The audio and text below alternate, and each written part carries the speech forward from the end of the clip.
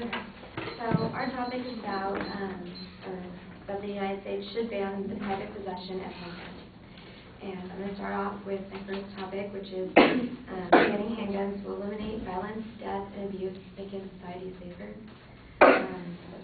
My first part of the claim is that banning handguns will eliminate violence, death, and abuse.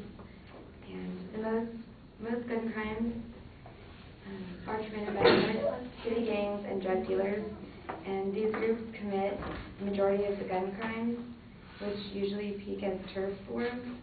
And the best way to prevent this is by denying all guns to all law-abiding people everywhere. And then also, however, gun violence can happen anywhere, not just within gangs and inner city. According to the cycle of violence and use of firearms is made in America every 8 seconds, and every hour 4 people are killed by handguns. So having a gun in your home also makes it 3 times more likely to commit suicide, homicide, and murder. My next is that the need to ban guns will decrease death rates, and according to the latest national data released in 2002 by the NEA Health Information Network, 3,012 children and teens were killed by gun homicides, suicides, and unintentional shootings in the U.S. in 1 year. And that's 1 child for every 3 hours, 8 children every day, and more than 50 children every week.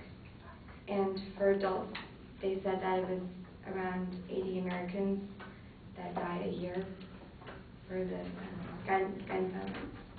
And then finally, the need to ban handguns is also reason because people abuse the privilege of using handguns. Records enable terrorists, illegal aliens, and criminals to purchase guns. Over a 2.5-year period, at least 9,976 convicted felons and legal buyers in 46 states obtained guns because of inadequate records. Also, banning handguns will make society safer, and this is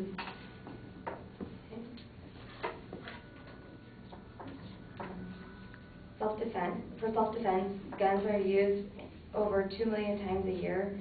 Civilians should leave crime prevention to the police, who are properly equipped to investigate crimes.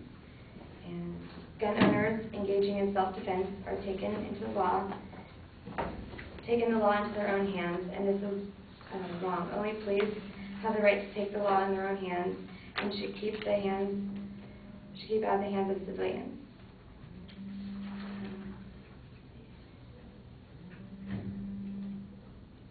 Safety within the home is just as important as in society. So the safety of children at home with loaded guns or guns not locked up is extremely dangerous and can lead to accidents.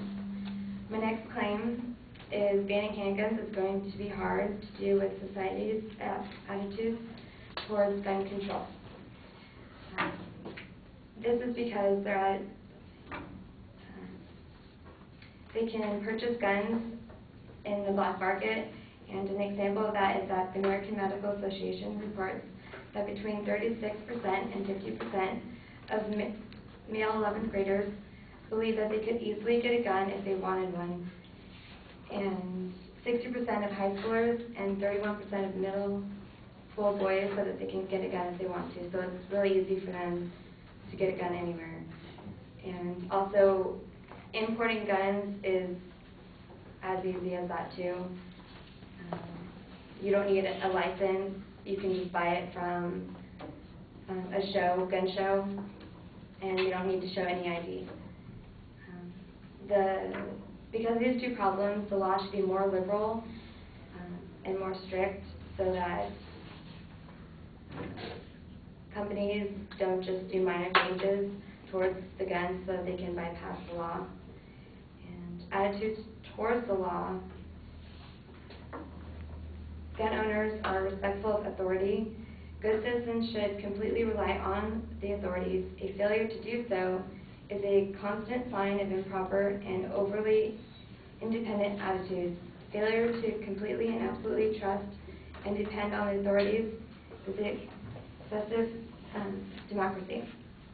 And my third claim is that how we go about to ban these laws. And one is that we can enforce the laws a lot more stricter, and we can regulate the gun market more closely, selling and eliminating selling guns at stores, gun shows, or even over the internet, and enforce license registration and performing background checks. And another is that only law enforcement are allowed to have guns, and citizens are not allowed to have guns.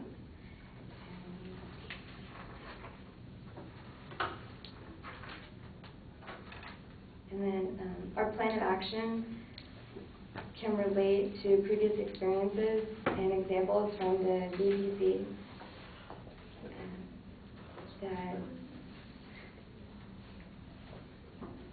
the difference, it kind of relates to ranging from cribs to automobiles. They both have undergone their structure, like cars have changed their seatbelts and cribs have become more safer. So why can't we change the safety of guns? And lately, it hasn't yet. So.